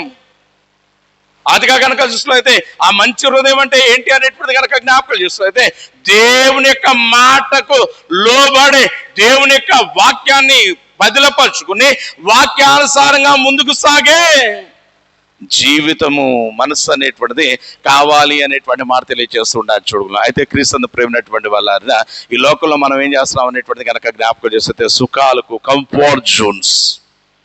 కంఫర్ట్ జోన్స్కు అలవాటు పడిపోయినటువంటి వారమే. ఏసై వీడితో అంటాడు, ఆస్తి మొత్తం అమ్మేసి పేదలకు ఇచ్చేసి నువ్వు వచ్చి నన్ను వెంబడించు అన్నాడు. నువ్వు వచ్చి నన్ను వెంబడించు అన్నాడు. వీడు బాగా ఆలోచన చేసి ఉంటాడు. వీడు ఏం ఆలోచన చేసి ఉంటాడంటే యేసు గురించి ఈయనకు బాగా తెలుసు అని మనం ఎలా చెప్పగలం అంటే, ప్రియులారా వీడు వచ్చేయమన్నాడు సద్బోధకుడా అంటున్నాడు. వీడు మిగిలిన ఆస్తి కలిగిన వాడు, యవనస్తుడు, గొప్ప అధికారం కలిగిన వాడు, ఇంతటి గనుడొచ్చి మోకరించడం అంటే అది చాలా ఇబ్బందితో కూడుకున్నటువంటి. ఆయన కానీ తగ్గించుకున్నాడు, చాలా తగ్గించుకుని వచ్చి అన్నాడు కదా. జనరల్గా డబ్బులు ఉన్నవాడు, అధికారం ఉన్నటువంటి వాడికి వాడి ముందు ఇంకోటి పొగుడుతుంటే ఒప్పుకోరాళ్ళు. పొగిడితే పొగడాలా, నన్నే పొగడాలనుకుంటారని. అయితే వీడు తగ్గించుకుని యేసును గణపరుస్తున్నాడుగా సద్బోధకుడు అన్నాడు. అంటే ఏసై గురించి వీడికి చాలా విషయాలు తెలుసు. ఏసైకి సంబంధించిన ఇన్ఫర్మేషన్ మొత్తం ఎప్పటికప్పుడు గ్యాదర్ చేసుకుంటా ఉండుండొచ్చు. ఏంటి ఆయన గ్యాదర్ చేసుకున్నటువంటి ఇన్ఫర్మేషన్ లో ఒక మాట అనేటువంటి కనుక జ్ఞాపకం చేస్తూ అయితే ఒకానొక దినాన ఒకడు వచ్చి అన్నాడు కదా, బోధకుడా నువ్వు ఎక్కడికి వెళ్ళను నేను నీతో కూడా వచ్చేదను అన్నాడు. నువ్వు ఎక్కడికి వెళ్ళను నేను నీతో కూడా వచ్చేదని అన్నాడు. అవునా, వస్తావా? అయితే నేనేంటో ఒకసారి చెప్తాను నేను, ఆ తర్వాత వస్తావో రావో నీ ఇష్టం అన్నాడు. ఏంటో చెప్పు అన్నాడు. నక్కలకు బొరియలు ఉన్నవి, ఆకాశ పక్షులకు గూళ్ళు ఉన్నవి, మనుష్య కుమారుడు తలవాల్చరు కూడా స్థలము లేదు అన్నాడు. వెంటనే వాడు వెళ్ళిపోయాడు కాడ నుంచి. ఆ మాట కూడా వీడు తెలుసుంటుంది. ఈయనకి తలవాల్చడానికి కూడా స్థలం లేదు అంటున్నాడు. నక్కలకు ఆకాశ పక్షులు కూడా సౌకర్యాలు ఉన్నవాట, ఈయనకేం లేదట అన్నటువంటిది కూడా అర్థమైంది. ఏమి లేనటువంటి ఆయన నాతో జాయిన్ అయితే నా దగ్గర కావాల్సినంత ఉంది కదా, కాబట్టి నేను పోషిస్తాను కదా. అయితే ఈయనేమంటున్నాడు, నా దగ్గర ఉన్న మొత్తం కూడా ఎవడెవడికో ఇచ్చేసేసి నన్ను వచ్చి ఆయన వెనకాల పెడదామన్నాడు. భలే బాగుంది సుమి ఈ చోద్యం, జోగి రాసుకుంటే బూడిద రాలిందట అనుకుని ఉంటాడు వీడు. ఈయనకేమి లేకపోతే ఈయన వెనకాల పడితే నా పరిస్థితి ఏంటని ఈ లోకపరమైన ఆలోచన. గమనించండి ప్రియులారా, పరిశుద్ధ గ్రంథం ఏం చెప్తుందంటే మనుష్యుడు ఆహారము వల్ల కాదు దేవుని నోట నుండి వచ్చు ప్రతి మాట వలన జీవిస్తాడు అనేటువంటి మాటను తెలియచేస్తూ ఉండడానికి జ్ఞాపకం చేసి ఈ సత్యాన్ని మర్చిపోయాడు. అందుకే లోకాన్ని ప్రేమించాడు. ఈ లోకంలో ఉన్నటువంటి దాన్ని అతిగా కనిపిస్తే హత్తుకున్నాడు. అందుని బట్టి కనిపిస్తే యేసయ్యను విడిచిపెట్టి వెళ్ళిపోయాడు అనేటువంటి మాట తెలియజేస్తున్నాడు. చూడండి క్రీస్తు ప్రియులారా, అటువంటి వారే త్రోవ పక్కన పడిన విత్తనాల చందానున్నారు, ముళ్ళ తుప్పల్లో పడిన విత్తనాల చందా ఉంటున్నారు. అదిగా కనుక చూసుకున్నైతే రాతి నేలను పడిన విత్తనాల చందాను. కొంతమంది చూడు వాక్యం చెప్తూ ఉండగా వినేమనుకుంటారంటే వెంటనే ఒక డెసిషన్ తీసేసుకుంటారు. అసలు ఇక మీద ఎట్టు ఉండకూడదండి, ఇక మీద నేను బాగా బతకాలండి, దేవునితో అంటుకట్టుకోవాలండి, నేను బైబుల్ చదువుకోవాలండి, ప్రార్థన చేసి ఇక అంతా దేవుడు దేవుడు దేవుడు దేవుడేనండి అనుకుంటాం. దేవుడు దేవుడు దేవుడే అనుకుంటాం. గేటు దాటంగానే కనుక జ్ఞాపకం ఇస్తుంది ఎవడో ఒకడు వచ్చి రే ఈడు దాకిళ్ళొద్దా సరదాగా అన్నాడు అనుకోండి, వాడితో పాటు కలిసిపోయి మళ్ళీ ఏమంటాం వచ్చే ఆదివారం నుంచి జాగ్రత్తగా ఉందాం అనుకుంటాం. గమనించండి క్రీస్తు ప్రేమైనటువంటి వారు రాతి నేలన పడిన విత్తనాలు వేరు బలముగా లేనందున వేరు బలముగా లేనందున అవి ఎదగలేకపోయాను అనే మాట తెలియజేస్తున్నాం. ముండ్ల తుప్పల్లో పడిన విత్తనాలు గమనించండి, క్రీస్తు ప్రియమైన చూడండి వాళ్ళ ముండ్ల తుప్పల్లో పడినటువంటి విత్తనాలు ఏం జరిగిందంటే ఎదుగుచూ ఉన్నది కానీ ఐహిక విచారము. ఈ లోకంలో కొద్దిపాటి శ్రమలు, బాధలు, దుఃఖములు, ప్రతికూల పరిస్థితుల్లో అవమానాలు కలంగానే క్రీస్తు ప్రేమినటువంటి ఏం దేవుడు అండి, ఏం భక్తి అండి, అసలు నేను ఇంత మంచిగా ఉంటుంటే అసలు దేవుడు నన్ను పట్టించుకోవట్లేదు, అసలు ఆ మీద కృప చూపట్లేదు, అదిగా పనికి మాలినందరూ బాగుంటున్నారండి, నేనేంటండి ఇలా తయారని అంటూ అదిగా కలిసితే పనికి మాలినటువంటి ఆలోచన బట్టి ఈ లోకం ఏం చేస్తుందంటే వాళ్ళ ఆధ్యాత్మిక జీవితాన్ని అణిచివేస్తూ ఉండటాన్ని జ్ఞాపకం చేసుకోవచ్చు అనే మాట తెలియజే. కొంతమంది వింటున్నారు ప్రియులారా, వాక్యం అనేటువంటి విత్తనం వారికి హృదయంలో పడగానే అది ఏం చేస్తాడంటే అపవాది వెంటనే వీరిలో ఉన్న అజాగ్రత్తను బట్టి వెంటనే ఏం చేస్తుంది, అపవాది ఆ విత్తనాన్ని తీసి పక్కన పడేస్తూ ఉంటారు. జ్ఞాపకం ఎలాంటి పరిస్థితుల్లో నీవు నేను మనం ఉంటున్నాం? రాతి నేలలో పడిన విత్తనాలు చందాన్ని ఉంటున్నామా? దేవుని యొక్క వాక్యం అనేటువంటిది వెదజల్లబడుతూ ఉండగా త్రోవ పక్కన పడిన స్థితిలో మన జీవితాలు ఉంటున్నావా? ముండ్ల తుప్పల్లో ఉన్నటువంటి స్థితిలో మన జీవితాలు ఉంటా ఉన్నావు అనేటువంటిది ఒక్కసారి మనము పరిశీలన చేసుకున్న బదులుగా ఉన్నాము అనే మాట తెలియజేస్తున్నాడు. చూడండి, 4వ రకం గురించి చెప్తాడు ఆయన. 4వ రకం గురించి చెప్తా అని మాట్లాడుతుంటాడు. కొన్ని విత్తనములు ఎక్కడ పడ్డవట? మంచి నేలన పడెను అనే మాటను తెలియజేస్తూ ఉండటాన్ని జ్ఞాపకం చేసుకోవచ్చు అనే మాట తెలియజేశాం. మంచి నేల పడ్డబడ్డ ప్రభునందు ప్రేమించినటువంటి వాళ్ళారా, మంచి నేల పడినటువంటి విత్తనాలు అనేటువంటివి ఎలా ఫలించినవి అనేటువంటి దాని గురించి సువార్తికులు ఏం రాస్తున్నారంటే, మంచి నేల పడిన విత్తనాలు 100 అన్నాడా, లేదంటే ఇంకో రకంగా అన్నాడా?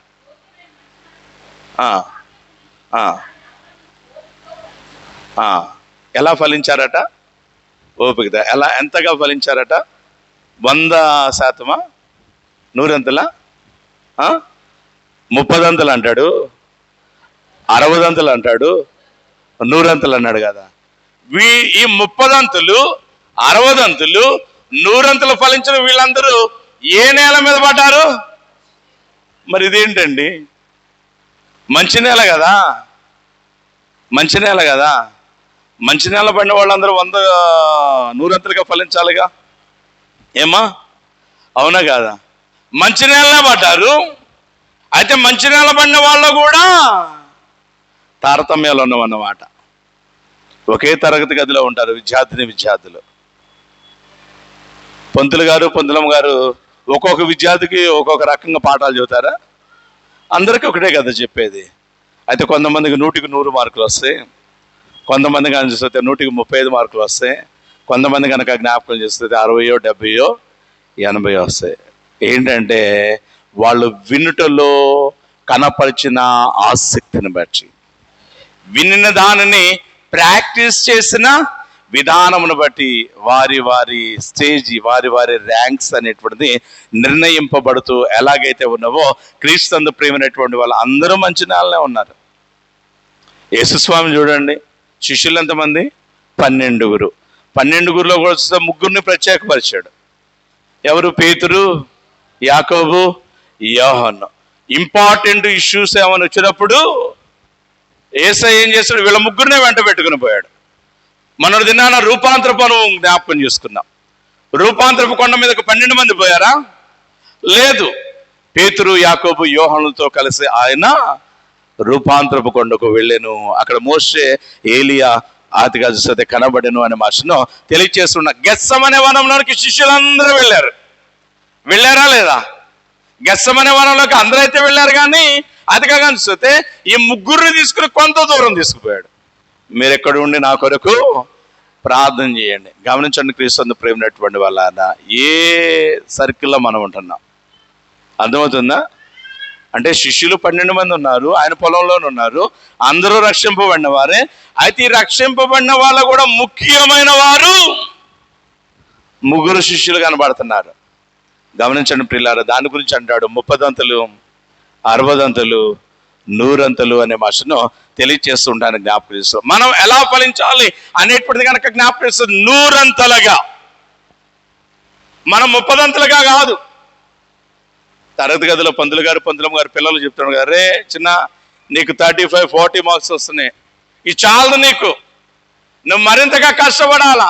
40 తెచ్చుకున్న నువ్వు 55, 60 తెచ్చుకున్న వాడితో 60 ఇచ్చిన చాలు అంటారా? నువ్వు 70కి వెళ్ళాలా. 70 వచ్చిన వాడితో నువ్వు 80 పోవాలా. అదిగా 90 వచ్చిన నువ్వు 100 పోవాలంటాడు. 100 పోయిన వాడికి ఏం చేస్తాడు? ఒళ్ళు దగ్గర పెట్టుకో. 100 నుంచి నువ్వు 80కి పడిపోతావేమో, లేదంటే 35కి పడిపోతావేమో. ఒళ్ళు దగ్గర పెట్టుకో అనే మాట తెలియజేస్తున్నాను. చూడు, ఇది నా పౌలదే కదా అంటాడు. అనేకులకు బోధించిన పిమ్మట నేను ఎక్కడ భ్రష్టుని అయిపోతాను అనేటువంటి భయముతో దినదినము నన్ను నేను నలగగొట్టుకొనుచు ఉన్నా. నూరంతలుగా ఫలించాలి, నూరంతలుగా ఫలించాలి. పచ్చని వలీవ మొక్క వలె నా జీవితం ఎలా ఉండాలంటున్నాడు భక్తుడు. పచ్చని వలీవ మొక్కలాగా ఉండాలి. నా జీవితం ఎలాగుండాలంటే సిద్ధేను వెలిగించిన బుద్ధిగల కన్యలా అని అంటాడు కదా. సిద్ధిని వెలిగించిన బుద్ధిగల కన్యలా నా జీవితం ఉండాల. బుద్ధి కలిగిన పచ్చగా మన జీవితాలు ఉండాలంటే నూరంతలుగా ఫలించాలి. మనం నూరంతలుగా ఫలించాలంటే క్రీస్తును ప్రేమించినటువంటి వాళ్ళారా, క్రీస్తు యేసు పొలంలోకి వచ్చిన మనం ఇది చాలే అనుకోకూడదు, ఇది చాలే అనుకోకూడదు. దేవుని యొక్క కృప పొందాడు. దమస్కు మార్గంలో పునరుద్ధరణైనటువంటి క్రీస్తు యేసు చేత సంధింపబడ్డాడు. సౌలు పౌలుగా రూపాంతరం చెందాడు. పౌలుగా రూపాంతరం చెందిన అదిగా చూస్తే ఈయన ఏం చేశాడు? నా దేవుడు నాకు చాలు, నా ఇంట్లో నేను కూర్చుని నా దేవుడికి నేను ప్రార్థన చేసుకుంటా, ఇది చాలు అనుకున్నాడా? నో. దేవుని కొరకు నేను ఏదో ఒకటి చేయాలి, దేవుని కొరకు నేను ఘనంగా బలంగా ముందుకు సాగాల, ఎన్ని ప్రతికూలతలైనా కానీ నేను ఎదుర్కొనాలా అనేటువంటి ఉద్దేశంతో తనను తాను దేవునికి సంపూర్ణంగా సమర్పించుకున్నాడు. ఎంత సమర్పించుకున్నాడంటే ప్రియులారా, మీరు ఎరుగుదురు కదా, బ్రతుకుట క్రీస్తే, చావైతే yes it's benefitable to me. ఇది నాకు లాభం, ఇది నాకు సంతోషం. దేవుని పని కొరకు నేను తన్నులు తింటా, నేను ఉమ్ము వేయబడతా, నేను ఏమైనా రెడీగా ఉన్నా సహించడానికి అన్నాడు. పౌల్ని తన్నినంతగా ఎప్పుడు తనలా. పౌలు పడిన బాధలు ఎవడు పడలా. ఒకసారి చదువమ్మా 14వ వచనాన్ని కనుక మనం చదువుకున్నట్లయితే, ఈ దినం మనం చదువుకున్నటువంటి పత్రికా పాఠ్యభాగం కొరింథీయులకు రాసినటువంటి 2వ పత్రిక 11వ అధ్యాయము 24వ వచనం నుండి కనుక చూసినట్లయితే ఆయన అంటాడు, యూదుల చేత, జాగ్రత్తగా ఉండండి, యూదుల చేత 5 మారులు ఒకడు తక్కువ 40 దెబ్బలు తింటిని, ముమ్మారు బెత్తముతో కొట్టబడి తిని, రాళ్లతో కూడా తన్నులు తిన్నా, వాడబడి దేవుని పరిచర్య కోసం ఆ ప్రాంతం ఈ ప్రాంతం అని తిరుగుతా, వాడ పగిలి సముద్రంలో ఇబ్బంది పడ్డా, అసలు ఇబ్బంది పడ్డాను. రాత్రి మగలు 24 గంటలు అదిగా ఎవడు తోడు కూడా లేడు అన్నాడు. ఇంకా చాలా చాలా అంటున్నాడు. ప్రియులారా, వీటిలో ఒక్కటి వస్తే చాలు. ఏంటండి? యేసుని నమ్ముకుంటే సంతోషం ఉంటుంది అన్నారు, యేసుని నమ్ముకుంటే ఆరోగ్యం అన్నారు, యేసుని నమ్ముకుంటే ఉద్యోగం వచ్చింది అన్నారు, యేసుని నమ్ముకుంటే పిల్లలు పడతారన్నారు, యేసుని నమ్ముకుంటే అదిగా చూస్తే అదిగా పక్కన వాళ్ళ ఆస్తులన్నీ మాకే వస్తాయి అని చెప్పారు. యేసుని నమ్ముకుంటే మాకేంటి బాధలు, యేసుని నమ్ముకుంటే మాకేంటి అవమానాలు, యేసుని నమ్ముకుంటే మాకేంటి అనారోగ్యం. గమనించండి, క్రీస్తు ప్రేమైనటువంటి వాళ్ళరా, యేసయ్య ఎప్పుడు చెప్పలేదండి నన్ను నమ్ముకుంటే మీకు ఉద్యోగాలు ఇస్తా, నన్ను నమ్ముకుంటే మీకు ఆరోగ్యం ఇస్తా, నేను నమ్ముకుంటే ఇంకోటి చేస్తాను. ఎప్పుడు చెప్పలా. ఎవరికి ఏమి కావాలో, ఎవరికి ఏది అవసరమో దాన్ని అయితే నేను ఇస్తా. అంతేగాని నమ్ముకున్నాను కాబట్టి ఇది ఇస్తానని మీరు వస్తే నేను చేయగలిగింది ఏం లే. కొంతమంది దౌర్భాగ్యపు దైవజనులు తయారయ్యారు. మా గుడికి రండి, సంతానం లేని వాళ్ళకి సంతానం అంటున్నారు. నేను అంటాను, ఇక సంతానం లేని వాళ్ళకి ఇటు గుడికి వెళ్తే సంతానం అయితే ఇంకా ఫెర్టిలిటీ సెంటర్స్ ఎందుకు? గైనకాలజిస్టులు పరీక్షలు చేసి అతిగా కనుక చూసినట్లయితే, అమ్మా నీ దేహంలో ఎలాంటి పరిస్థితులు ఉన్నాయి, మీ ఆయన దేహంలో ఎలాంటి పరిస్థితులు ఉన్నాయి, అలా బట్టి మీరు సంతానం లేకపోతారని చావటం ఎందుకు? గమనించండి, క్రీస్తు ప్రేమించినటువంటి వాళ్ళారా, మా గుడికి వస్తే మీ అనారోగ్యాలన్నీ పోతాయి అంటే ఇంకా వైద్యశాలలు ఎందుకు? మా గుడికి వస్తే మీ అప్పులన్నీ పోతాయి. అప్పులన్నీ పోతాయండి, నేను కూడా చేస్తాను. ఇచ్చేవాళ్ళు ఉంటావు 100 కోట్లు 1000 కోట్లు. నాకు మాత్రం ఏం బాధ? చూడండి, క్రీస్తు ప్రేమైనటువంటి వాళ్ళారా, లాజరును లేపావుగా ప్రభువా, మరి మా తమ్ముడిని ఎందుకు లేపు, మా అన్నయ్యని ఎందుకు లేపు, మా అక్కని ఎందుకు లేపు అంటే లాజరు యొక్క అదిగా చూస్తే అక్కడ లాజరు లేపబడ్డ అవశ్యం నీది అవసరంలా. ఎవరికి సంతానం కావాలో వాళ్ళకి సంతానం ఇస్తాడు, ఎవరికి అధికారం కావాలో వాళ్ళకి ఇస్తాడు, ఎవరికి ధనం కావాలో వాళ్ళకి ఇస్తారు, ఎవరికి మరొకటి కావాలో మరొకటి ఇస్తారు. అంతేగాని క్రీస్తుని ప్రేమైనటువంటి వాళ్ళారా అన్నీ మనకు కావాలంటే అది కుదిరే పని కాదు అనేటువంటి మాట తెలియజేస్తున్నాడు. చూడుకున్నాం. దట్స్ వై యేసయ్య మాట్లాడుతూ అనేక ప్రసంగాలని ఆయన బోధలని కానీ చూసినట్లయితే కుదించి అంటాడు, ఒక పని చేయండి అంటూ కొండ మీద ప్రసంగాలు అంటాడు కదా. మొదట ఆయన నీతిని ఆయన రాజ్యమును వెతకండి, మొదట ఆయన నీతిని రాజ్యాన్ని వెతకండి.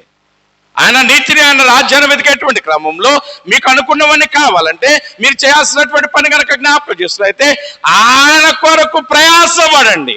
ఇది నాన్న ప్రయాసపడుతున్నాడు. తన్నులు తింటాక రెడీ. పౌలా అటు వెళ్తే తంతారేమో, తన్నేరా ఏమైంది అంటున్నాడు. తంటం కాదు బౌలో చంపుతామంటున్నాడు, చంపనై అంటున్నాడు. వెళ్ళటం మాత్రం ఆగేదిలేనే లేదు అనేటువంటి మాట తెలియజేస్తుంటారు. జ్ఞాపకం చేస్తూ క్షేమమందును క్షామమందును సమయమందును అసమయమందును అనేటువంటి మార్చును పౌలు మాటల్లో కనుక చూసినట్లయితే మనం మాట్లాడుతూ ఉండడానికి జ్ఞాపకం చేస్తాం. మరి మనము రోడ్లు అమ్మడి తిరగడానికి సమయం ఉంటుంది, అదిగా పనికిమాల ముచ్చట్లు చేయడానికి సమయం ఉంటుంది, పనికిమాల ఆలోచన చేయడానికి సమయం ఉంటుంది, ప్రార్థన చేయడానికి మాత్రం సమయం ఉండదు. మోకరించడానికి అసలు ఒళ్ళు సహకరించదు. గమనించండి ప్రియులారా, ఈ ప్రార్థన చేసేటప్పుడు కూడా ఎవరిదైనా ఫోన్ రింగ్ అయింది అనుకో, అది నాదేనా అని అడుగుతాడు. ఇక ఏంటి నీ ప్రార్థన, ఏంటి నీ భక్తి, ఏది నీ సమర్పణ, ఎందుకు నిన్ను దేవుడు దీవించాలా, ఎందుకు నీకు మరొక దినాన్ని ఇవ్వాలా? గమనించండి ప్రియులారా, మంచి నేల పడినటువంటి విత్తనాల్లాగా మనం ఉండాలనుకుంటున్నాడు. మంచి నేల పడినటువంటి మనం నూరంతలుగా ఫలించాలనుకుంటున్నాడు. నూరంతలుగా ఫలించాలంటే ఏం చేయాలి? పౌలులాగా శ్రమపడాల. అదే కదా కొండ మీద ప్రసంగంలో ఆయన ఏమంటాడు, జనులు నా నిమిత్తము మిమ్మల్ని హింసించి నిందించి మీ మీద చెడ్డ మాటలు పలుకున్నప్పుడల్లా మీరు అలిగి గుడి మానేయండి, మీరు అలిగి సంఘ పెద్దలతోనూ పాదిరికాలతో గొడవ పడండి అన్నాడా? ఏమన్నాడు? మీరు అదృష్టవంతులు రా బాబు, మీరు ధన్యులు రా బాబు. తీర్పు దినాన్ని అందరం క్రీస్తు న్యాయపీఠం ఎదుటకి వస్తాం. వాడు పౌలు కూడా ఉంటాడు మనతో. పౌలా, ఇక ముగించేస్తున్నాను, నిన్ను సంతోషంలోకి పంపాలంటావా? ఒక పని చెప్పు, నా కోసం ఏం చేసావు అన్నాడు అనుకోండి. ఆయన చెప్పడానికి లెక్క పెట్టలేనని ఉన్నాయి. పౌలు శీల సువార్త ప్రకటిస్తుంటే నిష్కారణంగా బాగా తన్ని కాళ్ళకు బొండ వేసి చెరసాల్లో పడేశారు. అయితే పౌలు తిట్లా దేవుణ్ణి, ఇదేంటి నాదా భలే పనికి మాలోడు తగిలేవు మాకు అనలా. ఆయన మధ్యరాత్రి వేళగా చూసినట్లయితే కీర్తుల్లో పాడుచు దేవుని కనపరచుచుండరి, ఖైదీలందరూ వినుచుండిరి అనేటువంటి మచ్చను తెలియచేస్తుండొచ్చు. అట్టి భక్తి జీవితం మనలో ఏది ఆ భక్తి జీవితం కోసం ప్రార్థన చేయాలి మనం. ఆ ప్రార్థన మర్చిపోయి మనం ఏ ప్రార్థనకు అలవాటు పడిపోతే రొటీన్గా ఒకటే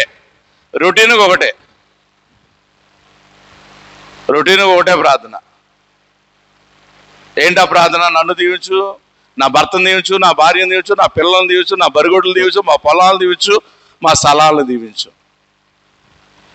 ఇంకా డబ్బులు ఇవ్వు, ఇంకా ఉద్యోగాలు ఇవ్వు, ఇంకా ఆరోగ్యం ఇవ్వు. ఇంతేగాని భక్తి నువ్వు అని అడగట్లా, మనం యథార్థత నువ్వు అని అడగట్లా, పరిశుద్ధత నువ్వు అని అడగట్లా. నీ కొరకు రోషము కలిగి బ్రతకగలిగిన జీవితాన్ని నువ్వు అడిగాము. ఏ రోజన్నా అడిగామా? అందుకే ఆంధ్రప్రదేశ్ కీర్తన పుస్తకంలో అంటాడు, నా 11వ కీర్తనలో చూచుచున్నాము నీ వైపు మా ప్రియ జనకంటూ 4వ చరణంలో అంటాడు, దయచూచి మమ్ము ఎప్పుడు మంచివి అన్ని దయచేయం ఎల్లప్పుడు, దయచేయరానివి దయచేయమని అడిగితే దయచూపి మన్నించు అంటాడు. ఏం దయచేయమని అడగాల? యథార్థతనివ్వమని అడగాల, భక్తినివ్వమని అడగాల. నీతో అంటు కట్టుకుని నీ పరిశుద్ధ మార్గంలో నీతో కలిసి అడుగులు ముందుకు వేయగలిగిన సామర్థ్యాన్ని నాకు ఇవ్వని అడగాల. ఇది అడగట్లేదండి మనం. రోషం కలిగి షడ్రక మెషక అబేద్నెగోలాగా ధాన్యలాగా పౌరుషం కలిగి జీవించడానికి సహాయం అని అడగాల. అవి అడగట్లా మనం. ఏమడుతున్నాం అంటే just we are asking for the temporary benefits in this world only. ఈ లోకంలో కానీ చూస్తే తాత్కాలికమైనటువంటి మన జీవితాలకు ప్రయోజనం చేయనటువంటి అధిక కానీ చూస్తే ఏమడుతున్నాం, బెనిఫిట్స్ అనేటువంటి వాటిని అడుగుతా ఉన్నాం. కాబట్టి ప్రియులారా, ఇది అందుకే నూరంతలుగా ఫలించలేకపోతున్నాం. అందుకే యేసయ్య అన్నాడు కదా, జీవించుచున్నావన్న పేరు నీకున్నదే కానీ నీవు మృతుడవే అనే భాషను తెలియచేస్తుండొచ్చు. కాబట్టి క్రీస్తు ప్రేమైనటువంటి వాళ్ళ క్రీస్తు కొరకు మనము ఆయన మార్గంలో ఆయనతో కలిసి అడుగులు వేసేటువంటి వారిగా, నూరంతులుగా ఫలించేటువంటి వారిగా ఉండాలంటే మంచి నేలన పడినటువంటి చందాన మన జీవితాలు ఉండాలా, మన హృదయం, మన జీవితం, మన కుటుంబం ఉండాలా. యోషువ అంటాడు కదా, నేనును నా ఇంటివారును. ఆ మాట చెప్పగలిగిన ధైర్యం మనకు ఉండాలా, ఆ మాట చెప్పగలిగినటువంటి సమర్పణ మనకు ఉండాలా. ఎప్పుడైతే ఆ స్థితి కలిగి ఉంటామో అప్పుడు మనం నూరంతలుగా ఫలిస్తాం. కాబట్టి అట్టి ఫలము ఫలిస్తూ అనేకులకు మనం మాదిరిగా ఉండినట్లు పరిశుద్ధాత్మ దేవుడు మీకు, నాకు, మనందరికీ తోడుగా ఉండి సహాయాన్ని అందించి బలపరిచి దీవించునుగాక. ఆమేన్. సమస్త జ్ఞానమునకు మించిన దేవుని సమాధానము యేసుక్రీస్తు వలన మీ హృదయములకు తలంపులకు కావలి ఉండుగాక. ఆమేన్. దేవా నాయ